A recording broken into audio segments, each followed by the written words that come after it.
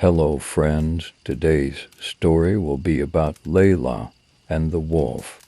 I hope you like it. Don't forget to subscribe and like to support our channel.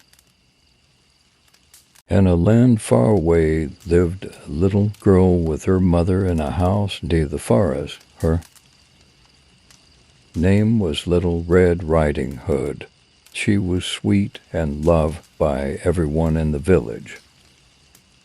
One day, her mother gave her a basket full of food and told her, "Take this basket to your grandmother. She is ill and weak, and don't talk to strangers on the way." Little Red Riding Hood took the basket and went to her grandmother's house halfway. There, she ran into a wolf.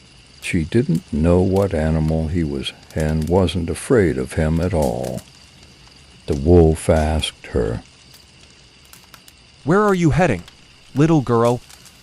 To my grandmother's. And what do you have in this basket?" Some food and an apple pie. The wolf cunningly smiled and told her, "Where does your grandmother live?" She lives next to the watermill, near the river. Do you love your grandmother? Yes, I love her a lot. Then why don't you get her some flowers? She will be happy if you showed up with some flowers in your hand. Do you know where I can find the flowers?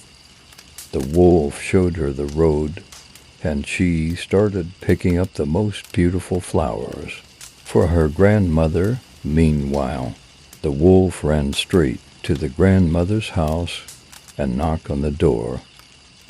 "Good morning, grandmother. I'm Little Red Riding Hood. Open the door, grandmother.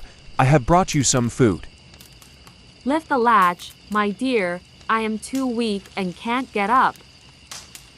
The wolf went in and went straight to the grandmother's bed, and without saying a word, he locked her up in the closet, then put on her cap, dressed in her clothes, and laid on her bed.